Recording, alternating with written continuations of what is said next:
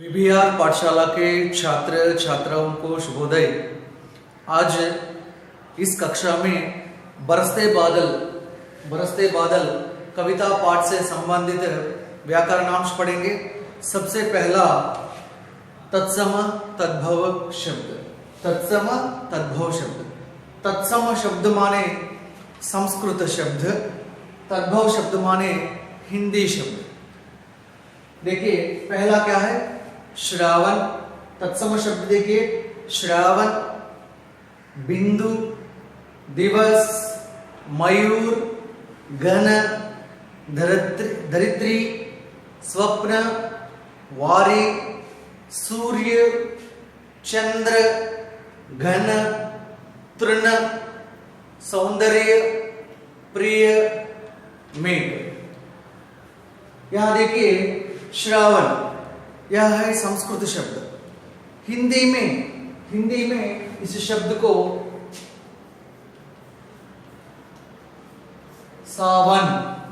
सावन कहते हैं। संस्कृत शब्द श्रावण, इसका जो तद्भव रूप है, तद्भव रूप माने हिंदी शब्द है सावन। और उसके बाद बिंदु का तद्भव रूप है बूंद, माने आपको मालूम है ना, बूंद माने ड्रॉप। और दिवस तत्सम शब्द है, इसका तद्भव रूप है दिन।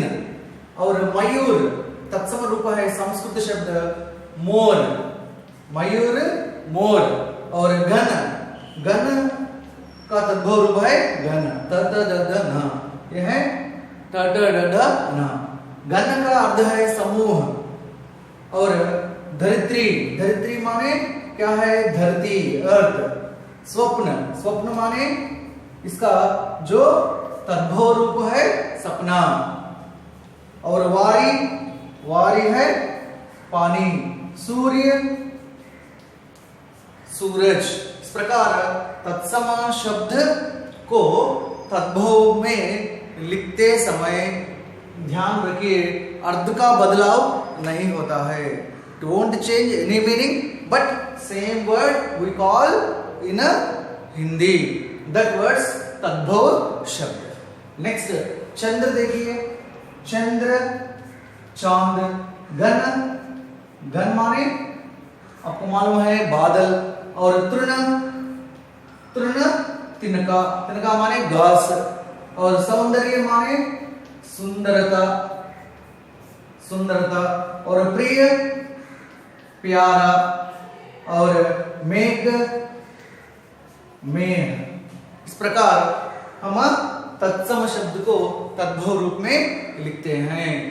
ध्यान में रखिए, तत्सम शब्दों को तद्भव में लिखते समय अर्थ का बदलाव नहीं होता है। केवल हम संस्कृत शब्दों को हिंदी में लिख रहे हैं। इस प्रकार लिखते समय ध्यान रखिए, श्रावण सावन, बिंदु बूंद, दिवस दिन, मयूर मोर, घन, धरती, स्वप्न, सपना, वारी, पानी, सूर्य, सूरज, चंद्र, चांद, घन, बादल, तृण, तिनका, सौंदर्य, सुंदरता, प्रिय, प्यारा, मेघ। यह तो तत्सम तद्भव शब्द है। और देखिए तत्सम तद्भव शब्द के बाद है क्रिया विशेषण। आपको मालूम है, शब्द भेद में आप पढ़े होंगे क्रिया विशेषण माने एडवर्ब। क्रिया विशेषण की परिभाषा क्या है, क्रिया की विशेषता बताने वाले शब्दों को क्रिया विशेषण कहते हैं। माने क्रिया की विशेषता। उदाहरण के लिए घोड़ा दौड़ता है, घोड़ा है करता है, दौड़ता क्रिया। ఇందులో గుర్రం పరిగెడుతుంది అనేటువంటి దాంట్లో క్రియ దౌడతా. మరి పరిగెత్తడంలో ఏదైనా ప్రత్యేకత ఉంటే, ఏదైనా విశేషత ఉంటే, అటువంటి విశేషతను తెలియజేసేటటువంటి పదము, శబ్దం ఏదైనా ఉంటే ఆ పదాన్ని మనం క్రియా విశేషణం అని అంటాము. గోడా దౌడతా హై, ఇందులో కర్త క్రియ మాత్రమే ఉంది తప్ప ఆ క్రియ యొక్క విశేషం తెలపడానికి ఏ శబ్దం కూడా అక్కడ లేదు. అదే గోడ जल्दी जल्दी दौड़ता है. घोड़ा జల్దీ జల్దీ దౌడతా హై. అలా పరిగెత్తడంలో ఒక ప్రత్యేకత ఏమిటది? జల్దీ జల్దీ. మరి అలా క్రియలో ఒక ప్రత్యేకతను తెలియజేసినటువంటి పదంగా ఆ వాక్యం ఉంది కాబట్టి అక్కడ జల్దీ జల్దీ అనేటువంటి పదాన్ని మనము క్రియా విశేషణని అంటాము. అంటే క్రియాకి విశేషత बताने वाले शब्दों को क्रिया विशेषण कहते हैं. क्रिया विशेषण की परिभाषा क्या है?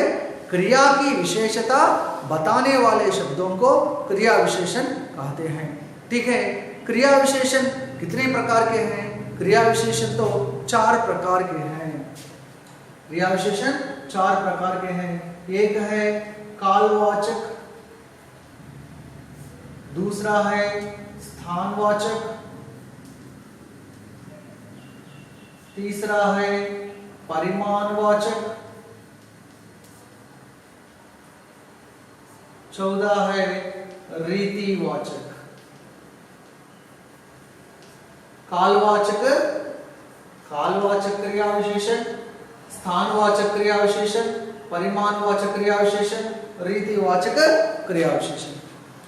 कालवाचक क्रिया विशेषण माने काल का बोध होते हैं. माने उदाहरण के लिए राम कल मुंबई से आएगा. राम कल मुंबई से आएगा. आएगा అనేటువంటిది క్రియ. ఆ క్రియ పైన కబ్ కబ్ అనేటువంటి ప్రశ్న నువ్వు ఎప్పుడైతే అడుగుతావో ఆ వాక్యంలోనే సమాధానం ఉంటుంది. కబ్ ఆయేగా, కల్ ఆయేగా. కల్ అనేటువంటిది అక్కడ సమయాన్ని యాడ్వర్బ్ ఆఫ్ టైం అని అంటాం. సమయాన్ని అక్కడ నిర్దేశిస్తుంది. కాబట్టి राम कल मुंबई से आएगा, प्रश्न कीजिए, क्रिया पर प्रश्न कीजिए, कब आएगा? कल आएगा. इस प्रकार जो कल है वह है कालवाचक क्रिया विशेषण. राम आज पाठशाला जाएगा. राम आज पाठशाला जाएगा. कब जाएगा? उत्तर वाक्य में ही है, आज जाएगा. आज है क्रिया विशेषण. क्रिया विशेषण में हम प्रकार है तो कालवाचक क्रिया विशेषण है. और इसके बाद देखिए स्थानवाचक क्रिया विशेषण. स्थान माने क्या है? प्लेस. राजू वहां गया. राजू वहां गया. गया क्रिया है. गया क्रिया है. कहां गया? कहां प्रश्न पूछिए. क्रिया पर कहां प्रश्न पूछिए. कहां गया? वाक्य में है उत्तर, वहां गया. गोपी इधर आया. गोपी इधर आया. आया क्या है? क्रिया. कब आया? कहां आया? इधर आया. कहां प्रश्न पूछने पर कब का उत्तर तो हमें नहीं मिलेगा. कहां प्रश्न पूछने पर यहां आया. जो कहां प्रश्न पूछने पर स्थानवाचक. और परिमाणवाचक. परिमाणवाचक माने क्वांटिटी.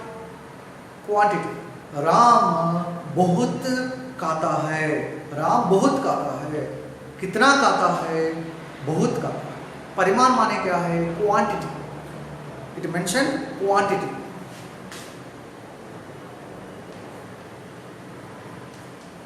कितना प्रश्न पूछने पर जो उत्तर हमें मिलेगा वह है परिमाणवाचक क्रिया विशेषण.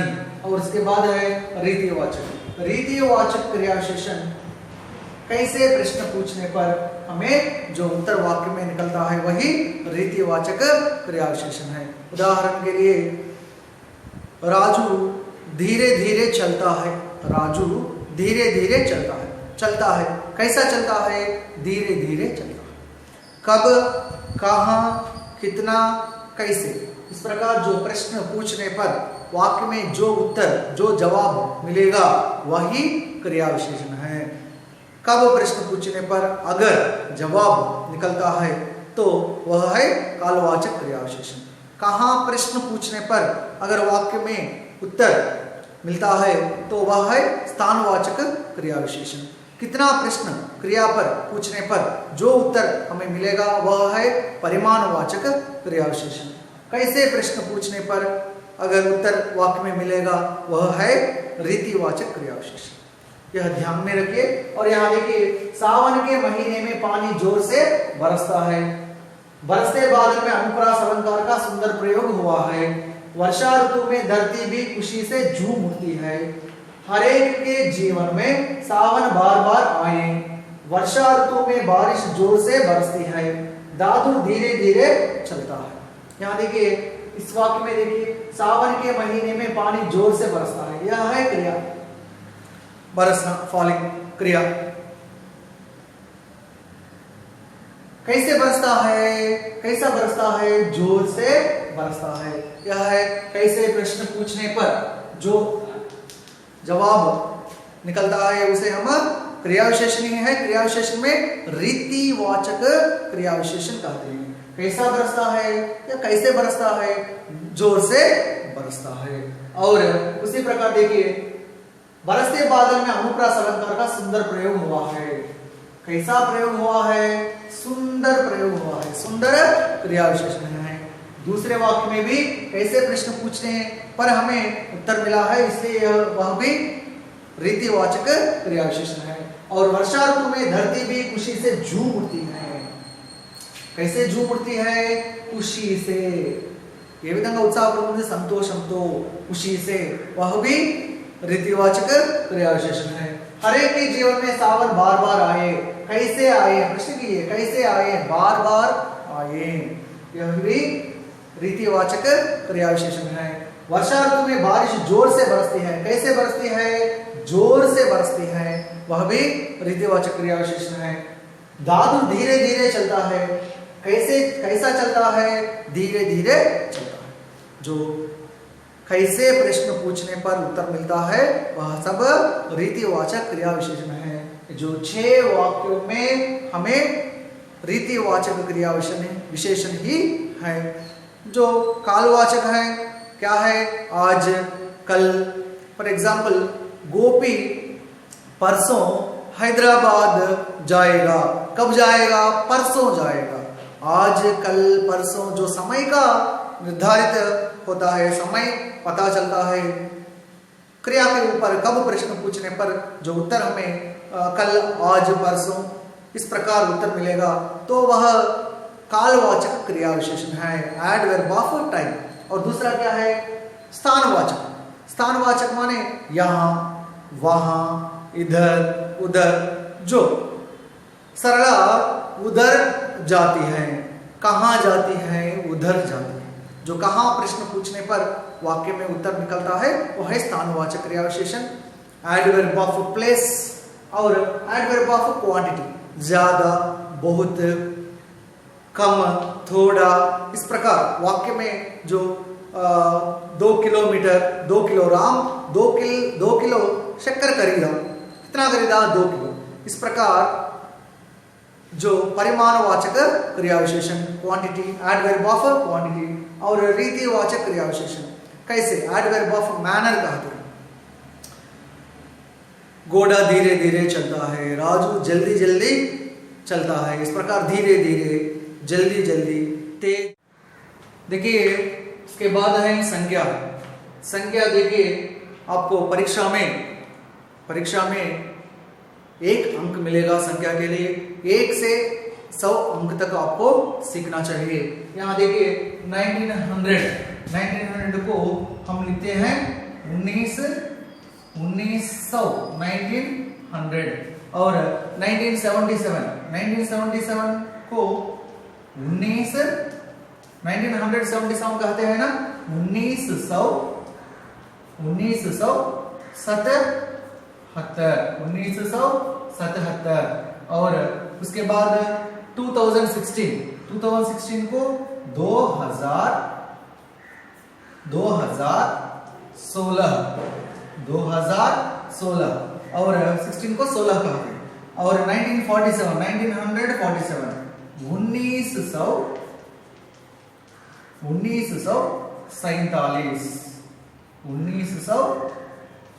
1947 और उसके बाद देखिए 1985 माने 85 और 1733 1733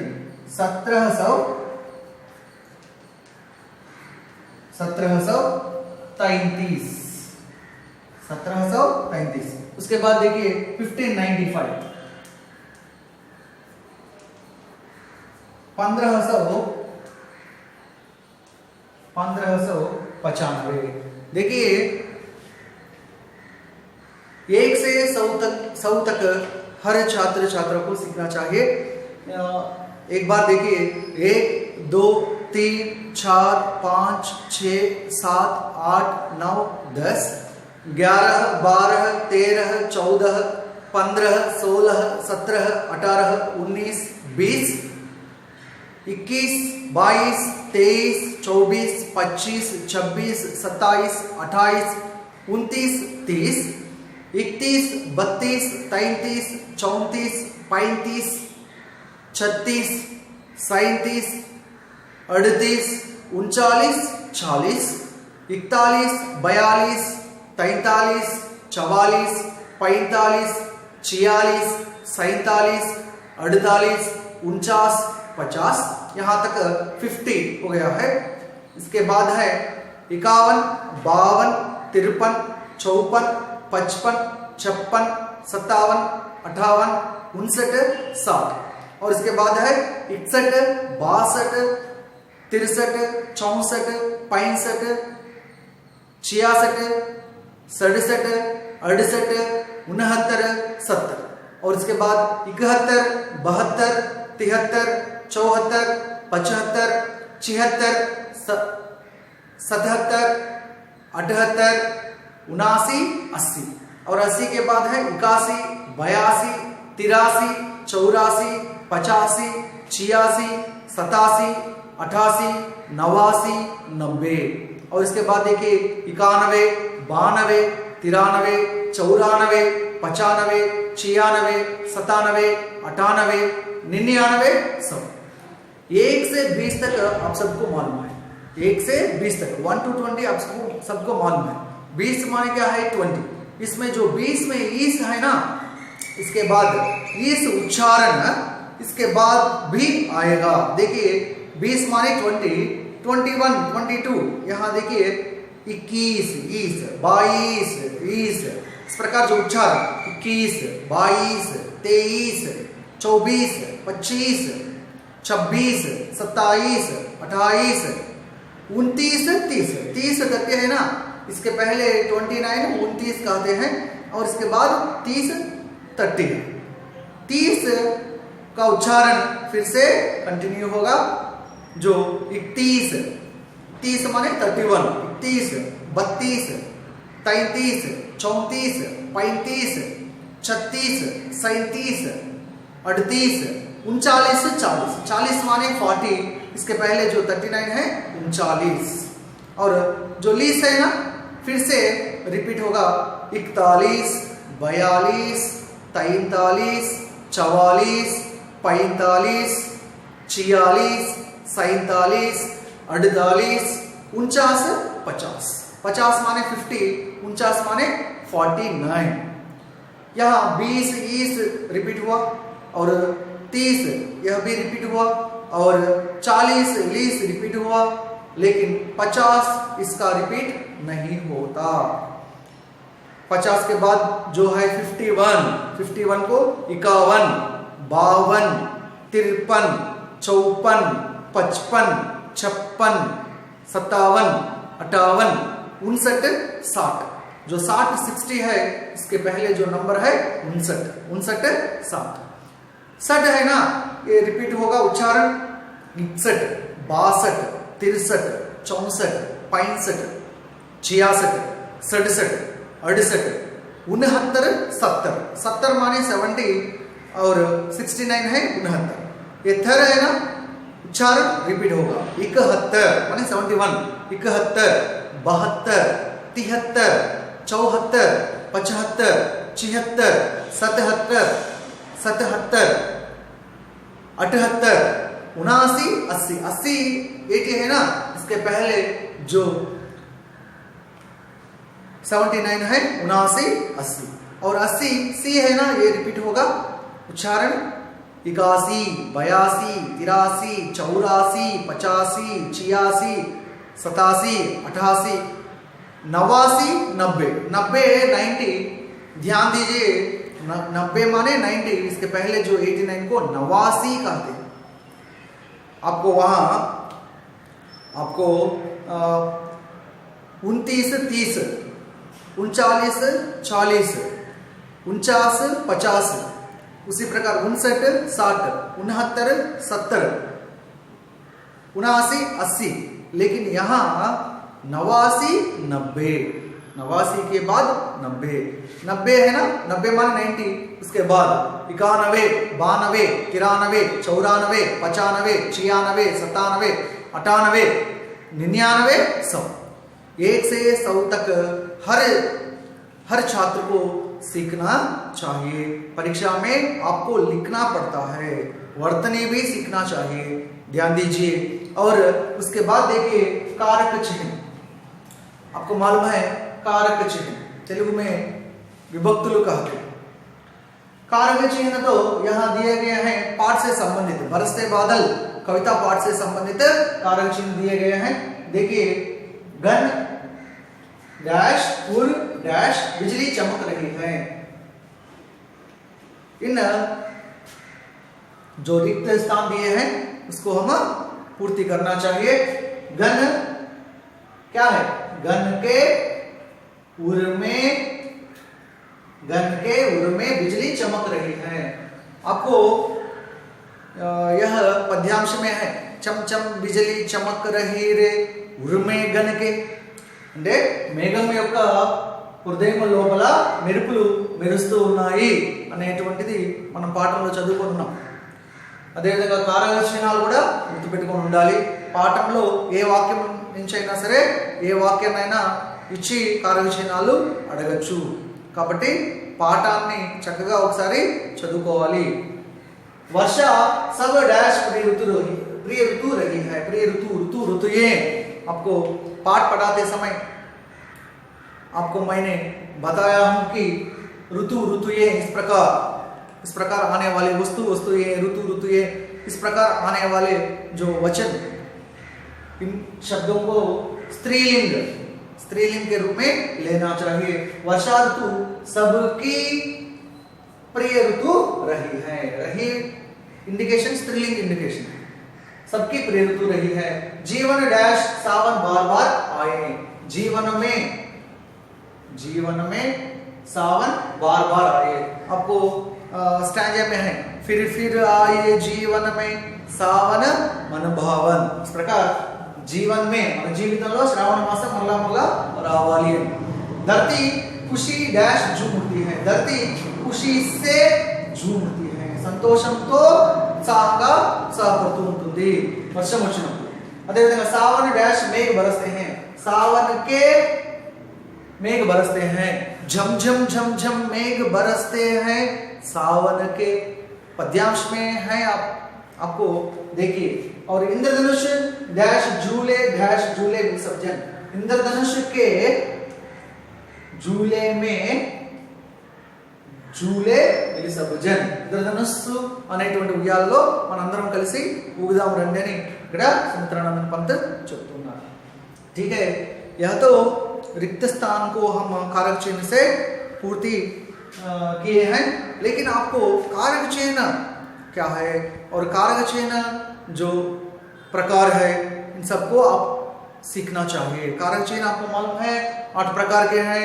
कर्ता कारक ने चिन्ह है, ने कर्म कारक चिन्ह, को करण कारक चिन्ह, से संप्रदान कारक चिन्ह, को अपादान कारक चिन्ह, से संबंध कारक चिन्ह, का के की, इसी प्रकार अधिकरण कारक चिन्ह, में पर, उसी प्रकार आखिर में संबोधन कारक. अरे यहाँ देखिए 5वां है समास है. इसके पहले हम पढ़ चुके हैं, पहला है तत्सम तद्भव शब्द के बारे में पढ़ चुके हैं, और उसके बाद क्रिया विशेषण के बारे में पढ़ चुके हैं, और तीसरा संज्ञा को हिंदी अक्षरों में लिखना पढ़ चुके हैं, और कारक चिन्ह पढ़ चुके हैं. अब 5वां है समास है. क्या है समास? यहाँ देखिए वर्षा ऋतु, पेड़ पौधे, इंद्रधनुष और गन तृण तृण, पशु पक्षी, वारीधार, आर्दुसुक, इनको समस्त पद कहते हैं। इनका जो विग्रह वाक्य लिखकर समास का नाम लिखना चाहिए। पहला देखिए वर्षा ऋतु, वर्षा ऋतु, वर्षा की ऋतु, विग्रह वाक्य है वर्षा की ऋतु। क्यों यहाँ की हम लिखे हैं? क्योंकि ऋतु, ऋतुये वचन के अनुसार हम पहचान सकते हैं लिंग, ऋतु, ऋतुये, वस्तु, वस्तुये। इस प्रकार जो शब्द वचन के रूप में ऋतुये, वस्तुये बदलते हैं, उन शब्दों को हम स्त्रीलिंग के रूप में ले सकते हैं। यहाँ ऋतु है, स्त्रीलिंग शब्द है, इसलिए की कारक चिन्ह का प्रयोग हुआ है। आपको मालूम है का के की संबंध कारक है। ध्यान रखिए तत्पुरुष समास में हम कारक चिन्ह का विग्रह वाक्य में कारक चिन्ह का प्रयोग करते हैं।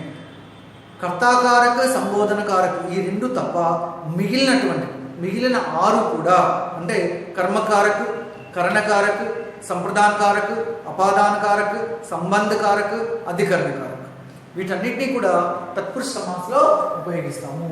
आप जब विग्रह वाक्य में कारक चिन्ह का प्रयोग होता है तब आसान से आप पहचान सकते हैं वह है तत्पुरुष समास। और उसके बाद देखिए पेड़ पौधे, पेड़ और पौधे, पेड़ और पौधे, यहाँ देखिए और का प्रयोग हुआ है। आपको मालूम है तेलुगु में आप आसानी से कहते हैं कि द्वंद्व समास, द्वंद्व समास, दोनों खंड प्रधान होता है। वैसे जो विग्रह वाक्य हम लिखते समय हमें याद रखना चाहिए कि वह है द्वंद्व समास। और इंद्रधनुष, इंद्रधनुष माने इंद्र का धनुष, इसका जो विग्रह वाक्य है इंद्र का धनुष, धनुष पुंलिंग शब्द है इसलिए का संबंध कारक में जो का के की रहते हैं ना, का कारक चिन्ह लेकर लिखना चाहिए। कारक चिन्ह का प्रयोग हुआ है इसलिए समास है तत्पुरुष, तत्पुरुष समास। और उसके बाद देखिए कन कन, कन कन यह है हर कन, हर कन, प्रतिकन, इस प्रकार दिन दिन, हर दिन, प्रतिदिन, इस प्रकार जो हर, प्रति, भर, तक ऐसे शब्द विग्रह वाक्य में लिखते समय याद रखना चाहिए कि यह है अव्ययीभाव समास है। क्या है? अव्ययीभाव समास। और उसी प्रकार तृण तृण, हर तृण, तृण तृण, हर तृण, अव्ययीभाव, अव्ययीभाव समास। और उसके बाद देखिए पशु पक्षी, पशु, पशु और पक्षी, योजक का प्रयोग हुआ है इसलिए यह द्वंद्व समास। और देखिए वारीदार, वारी माने आपको मालूम है तत्सम तद्भव शब्द में हम पढ़े हैं। वारी माने इसका तद्भव रूप क्या है? पानी। वारी की धार, जो धार है ना, धारा स्त्रीलिंग शब्द है इसलिए कि लिखना चाहिए वारी की धार, जो है कारक चिन्ह का प्रयोग हुआ है, यह है तत्पुरुष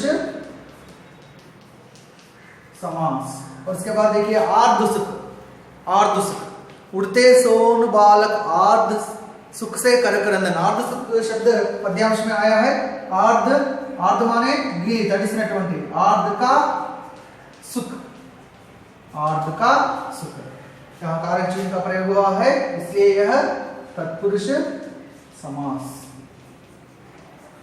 हम समास, संधि, कारक चिन्ह, क्रिया विशेषण, इन सबको व्याकरणांश को दूसरी कक्षा में आपको पढ़ाऊंगा। पहले पाठ के अंतर्गत जो बरसते बादल पाठ के अंतर्गत जो व्याकरणांश हैं उसके बारे में हम उनके बारे में हम चर्चा कर रहे हैं। देखिए वर्षा ऋतु, वर्षा की ऋतु की कारक चिन्ह, जो भी जो विग्रह वाक्य में कारक चिन्ह का प्रयोग होता है ध्यान रखिए वह है तत्पुरुष समास। और पेड़ पौधे, पेड़ और पौधे, यहाँ और दिया गया है, योजक है। इस प्रकार जो विग्रह वाक्य में और का प्रयोग होता है वह है द्वंद्व समास। इंद्र का धनुष, का प्रयोग हुआ है तत्पुरुष समास। कन कन, हर कन, हर, प्रति, भर तक यह है अव्यय, इसलिए इन अव्ययों को हम विग्रह वाक्य वाक्य में लिखते समय हमको याद रखना चाहिए कि वह है अव्ययी भाव समास, और तृण तृण हर तृण अव्ययी भाव समास, पशु पक्षी पशु और पक्षी और का प्रयोग हुआ है द्वंद्व समास, वारी धार वारी की धार की का प्रयोग हुआ है कारक चिन्ह तत्पुरुष समास, आर्ध सुख आर्ध का सुख का प्रयोग हुआ है कारक चिन्ह तत्पुरुष समास। एक बार पुस्तक खोलकर लिख लीजिए। यहाँ देखिए उसके बाद है छठवा है संधि है, पांचवा के बाद है छठवा है संधि है। मनोहर शब्द दिए गए हैं, मनोहर मनोहर का संधि विच्छेद है मनः प्लस हर। जो विसर्ग है वर्णमाला में स्वर अक्षर है ना, स्वर अक्षर में जो आहा मात्रा है, मात्रा क्या है आहा, हा विसर्ग है। सो इसे इसके साथ विसर्ग के साथ संधि विच्छेद हुआ तो वह संधि है विसर्ग संधि। संधि का नाम है विसर्ग संधि। मैं आपको बरसते बादल पाठ के जो अंतर्गत व्याकरणांश हैं उनको मैं आपको पढ़ा रहा हूँ। जो व्याकरण बोलते समय संधि क्या है, प्रकार क्या है, समास क्या है, प्रकार क्या है, कारक चिन्ह क्या है, क्रिया विशेषण क्या है, उनका जो प्रकार क्या है, ये सब मैं उस कक्षा में बताऊंगा। जो पाठ में आए हैं उन शब्दों को आप देखिए। मनः प्लस हर विसर्ग के साथ विच्छेद हुआ है इसलिए विसर्ग संधि। और सज्जन, सज्जन माने जो सत्य प्लस जन। देखिए व्यंजन अक्षर के साथ हलंत, हलंत कोई भी अक्षर को हलंत लगाने से उसका उच्चारण आधा उच्चारण होगा, माने क प च ट प लाइक दैट। सत्य हलंत लगा दिया है, ऐसे हलंत के साथ आने पर संधि विच्छेद अगर होने पर वह है व्यंजन संधि, व्यंजन संधि। और इसी प्रकार देखिए पुरस्कार, पुरस्कार पुरः पुरः प्लस कार, पुरः प्लस कार विसर्ग के साथ संधि विच्छेद हुआ है इसलिए विसर्ग संधि, विसर्ग संधि। और उसके बाद देखिए प्रोत्साहन, प्रोत्साहन प्रा प्लस उत्साहन, प्रोत्साहन। देखिए ఆయి ఊరులకు సవర్ణములైన అవే అచ్చులు పరము ఉన్నప్పుడు దాన్ని సవర్ణ దీర్ఘ సంధి అని అంటాం. అదేవిధంగా అకారమునకు ఈ ఊరులు పరము ఉన్నప్పుడు క్రమముగా ఏవో అర్లు వచ్చును. ఇది ఏ సంధి? అకారమునకు ఈ ఊరులు పరము ఉన్నప్పుడు క్రమముగా ఏవో అర్లు వచ్చును. आ के साथ ई ऊ रू के योग से ई ऊ रू के योग से ये वो अर बन जाता है। संधि क्या है? गुण संधि। అకారమునకు ఈ ఊరులు పరమమునప్పుడు క్రమముగా ఏ ఓ అర్లు వచ్చును అనేటువంటిది గుణ సంధి సూత్రము తెలుగులో। सो उसी प्रकार हिंदी में भी है, हिंदी में भी है आ प्लस उ वो है, आ प्लस उ वो है, प्रा प्लस उत्साहन प्रोत्साहन है, यह है गुण संधि। और उसके बाद देखिए संरक्षण, संरक्षण माने क्या है? सम प्लस रक्षण। अगर यहां देखिए सम हलंत, आपको मालूम हो गया ना, हलंत के साथ संधि विच्छेद, जो अक्षर हलंत के साथ संधि विच्छेद होगा शब्द उनको हम व्यंजन संधि कहते हैं। सम प्लस रक्षण व्यंजन संधि। और उसके बाद सूर्योदय, सूर्य प्लस उदय, सूर्य प्लस आ प्लस उ ओ क्या है? गुण संधि। और उसके बाद पुलकावली, पुलकावली पुलक प्लस आवली। यहां देखिए आ प्लस आ ఈ ఊరులకు సవర్ణములైన అవే అచ్చు పరమమునప్పుడు వాని దీర్ఘం ఏకాదేశం పోవును। ఇది సవర్ణ దీర్ఘ సంధి సూత్రము। हिंदीలో కూడా అంతే, हिंदीలో దీర్ఘ సంధి, हिंदी में दीर्घ संधि का है, हिंदी में दीर्घ संधि का है आ प्लस आ। सूर्यास्त, देखिए सूर्य प्लस अस्त आ प्लस आ, यह भी दीर्घ संधि है। ध्यान दीजिए संधि, संधि तो प्रकार है, संधि 3 प्रकार के हैं। स्वर संधि, व्यंजन संधि, विसर्ग संधि। स्वर संधि में प्रकार है, स्वर संधि में 5 प्रकार के हैं। वह है दीर्घ संधि, गुण संधि, वृद्धि संधि, यन संधि, अयादि संधि और व्यंजन संधि विसर्ग संधि तो प्रकार तो नहीं है, नियम है। इसी प्रकार समास भी है। समास 6 प्रकार के हैं। वह है अव्ययीभाव समास, तत्पुरुष समास, कर्मधारय समास, द्विगु समास, द्वंद्व समास, आखिर में बहुव्रीहि समास। जो व्याकरणांश पढ़ते समय मैं आपको संधि क्या है, परिभाषा क्या है, प्रकार क्या है, उदाहरण के साथ मैं आपको बताऊंगा। समास भी उसी तरह व्याकरणांश बताते समय आपको परिभाषा, प्रकार, उदाहरण के साथ बताऊंगा। तब तक अब यह पाठ के अंतर्गत जो समास है, शब्द संधि है, उनको ध्यान दीजिए। एक बार पुस्तक में लिख लीजिए।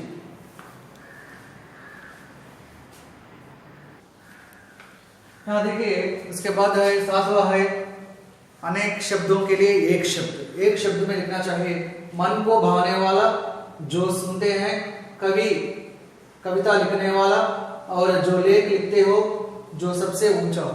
इस प्रकार अनेक शब्दों में देते हैं, आपको एक शब्द में लिखना पड़ता है। देखिए, मन को भाने वाला क्या है, एक शब्द में मन भावन, और जो सुनते हैं विने वाले, और विने वाले मनमु श्रोता कहते हैं, जो सुनते हैं श्रोता। कविता लिखने वाला कवि, जो लेख लिखते हो लेखक, और इसी प्रकार जो सबसे ऊंचा हो सर्वोच्च। और भी ले सकते हैं मन को हरने वाला, मन को हरने वाला है मनोहर। ध्यान दीजिए एक बार, मन को भाने वाला मन भावन, जो सुनते हैं उनको हम एक शब्द में श्रोता कह सकते हैं। कविता लिखने वाला कवि, जो लेख लिखते हो लेखक, जो सबसे ऊंचा हो सर्वोच्च, और मन को हरने वाला मनोहर। कहानी लिखने वाला कहानीकार, निबंध लिखने वाला निबंधकार। इस प्रकार प्रकृति से संबंधित प्राकृतिक, लोक से संबंधित लौकिक, जीव से संबंधित जैविक। इस प्रकार अनेक शब्दों के लिए एक शब्द भी है आपके लिए हिंदी व्याकरण में। एक बार पुस्तक में लिख लीजिए।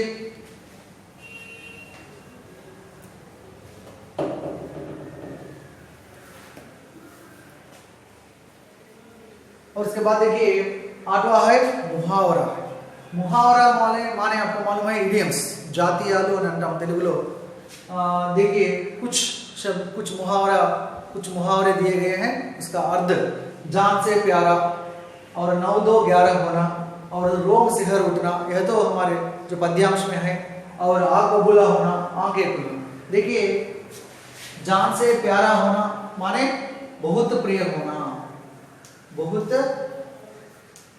प्रिय होना, बहुत प्रिय होना।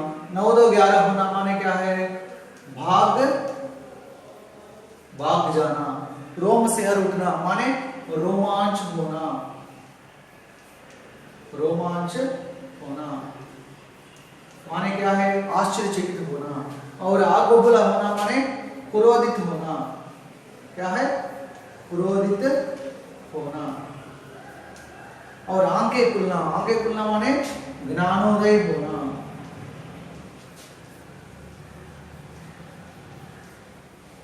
जान से प्यारा होना माने बहुत प्रिय होना, अधिक प्रिय होना। 9 2 11 होना అంటే भाग जाना। रोम से हर उठना, रोमांच होना, ఆశ్చర్యచకిत होना। आग बबूला होना माने క్రోధిత होना, కోపం రావడం।